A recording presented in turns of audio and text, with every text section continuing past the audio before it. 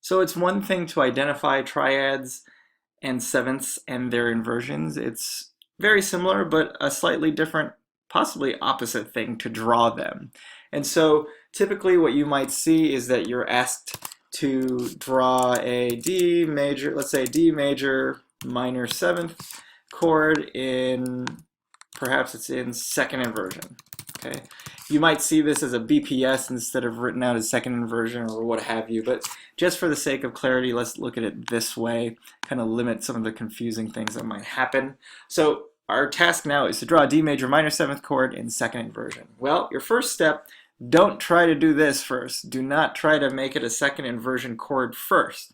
Start by doing this in root position, because once you have all these notes correct, it's very easy to put it in the proper inversion. Okay, so let's go ahead and put the inversion, put the chord first, all the notes. So we know D is the root down here, and we need 4 other pitches. Don't even bother with accidentals just yet. Make sure you put all the pitches down. Okay, it's a nice visual to be able to see everything all on your paper or on your screen. So D major minor seventh means that we need a major triad down here. Plug this into a D major chord and you know that D is there obviously and A is there, but we need an F sharp to make this a major triad. Okay, so let's add that there.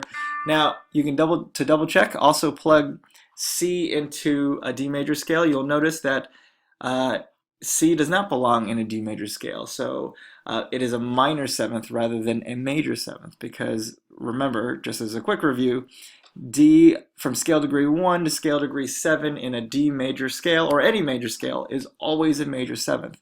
So since this is normally a C sharp in a D major scale, the fact that it's a C natural tells us it is a minor seventh.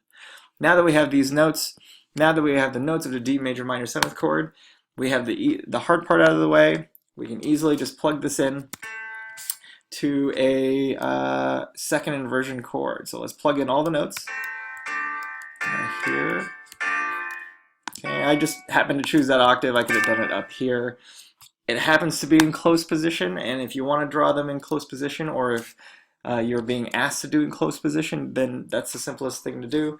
But as long as that bass position is, as long as that bass note is the fifth, it could be, as long as it's the lowest note, it could be much lower than everything else. It could be spread out as an open chord, like so, or however you might want to do it.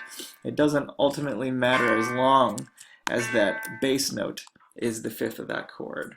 Okay, so there's your step-by-step process. Make sure you first draw it as the requested triad or seventh, in this case a D major minor seventh chord. Do that first, always, and then try to plug it in into the requested inversion.